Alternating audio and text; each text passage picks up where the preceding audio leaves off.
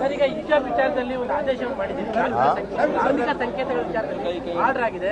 But ಹಿಜಾಬ್ ವಿಚಾರದಲ್ಲಿ BJP ತಕರಾರು ತೆಗೆದಿದೆ. ಹಿಜಾಬ್ ಯಾಕೆ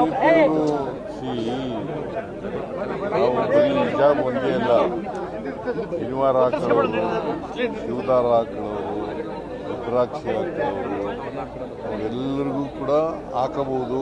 ಅವರ ನಂಬಿಕೆಗಳಿಗೆ ಅನುಗುಣವಾಗಿ ಹಾಕಬಹುದು. Up to 12th ಸ್ಟ್ಯಾಂಡರ್ಡ್ವರೆಗೆ.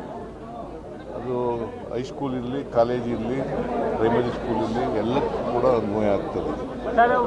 ಅವ್ರು ಕೇಳ್ತಿರೋದು ಕೇಸರಿ ಶಾಲ್ಗೂ ಅವಕಾಶ ಇದೆಯಾ ಅಂತ ಕೇಳ್ತಿದ್ದಾರೆ. ಕೇಸರಿ ಶಾಲ್ ಹಾಕೊಂಡು ಬರ್ಬೋದಾ ಅಂತ ಕೇಳ್ತಾರೆ. ಶಾಲಿಲ್ಲ, ಶಾಲೆ ಹಾಕೊಂಡು ಬರಂಗಿಲ್ಲ. ಶಾಲೆ ಹಾಕೊಂಡು ಬರಂಗಿಲ್ಲ. ಟರ್ಬನ್ ಹಾಕಬಹುದು, ಜನಿವಾರ ಹಾಕಬಹುದು, ಮತ್ತು ಶಿವದಾರ ಹಾಕಬಹುದು, ರುದ್ರಾಕ್ಷಿ ಹಾಕಬಹುದು, ಮತ್ತು ಹಿಜಾಬ್ ಹಾಕಬಹುದು. ಕೇಸರಿ ಟರ್ಬನ್ ಹಾಕೊಂಡ್ ಬರ್ಬೋದಾ ಅಂತ ಅವ್ರು ಹೇಳ್ತಾರೆ. ಕೇಸರಿಯನ್ನ ಬಿಂಬಿಸುವಂತ ಟರ್ಬನ್ ಹಾಕೊಂಡ್ ಬರ್ಬೋದಾ ಅಂತ ನೀವು ಹೇಳಿದ್ರೆ ಟರ್ಬನ್ ಅಂತ ಹೇಳಿ.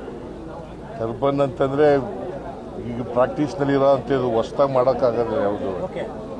ಯಾವ್ದು ಪ್ರಾಕ್ಟೀಸ್ನಲ್ಲಿ ಇದೆ, ನಂಬಿಕೆಗಳು ಇದ್ದಾವೆ ಇಲ್ಲಿವರೆಗೆ, ಅವು ಮಾತ್ರ.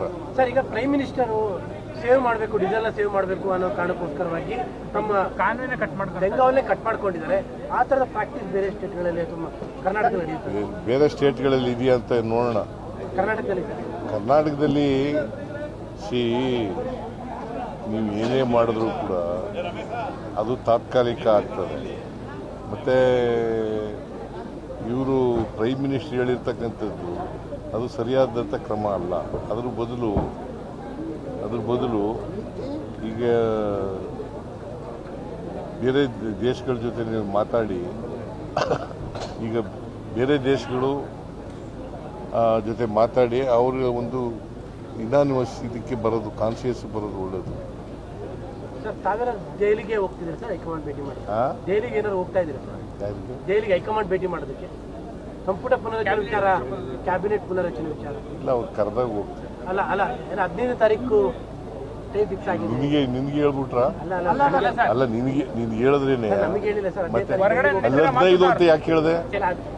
ಅಲ್ಲ, 15 ಅಂತ ಯಾಕೆ ಹೇಳಿದೆಪ್ಪ? 15ನೇ ತಾರೀಕು ಅಂತ ಯಾಕೆ ಹೇಳಿದೆ? ಯಾರು ಮಾಹಿತಿ? ಎಲ್ಲಿ ಮಾಹಿತಿ?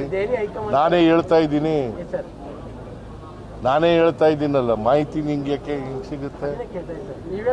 ಸಚಿವ ಸಂಪುಟ ಪುನರ್ರಚನೆ ಮಾಡುವಂತ ಉದ್ದೇಶ ಇದೆಯಾ, ಚಿಂತನೆ ಏನಾದ್ರು ಇದೆಯಾ ಸರ್? ಹೌದೌದು, ಪುನರ್ರಚನೆ ಮಾಡಬೇಕು ಸರ್. ಈಗ ನೀಟ್ ಎಕ್ಸಾಮ್ ವಿಚಾರದಲ್ಲಿ ಎಲ್ಲರೂ ಪ್ರೊಟೆಸ್ಟ್ಗಳು ಮಾಡ್ತಾ ಇದ್ದಾರೆ.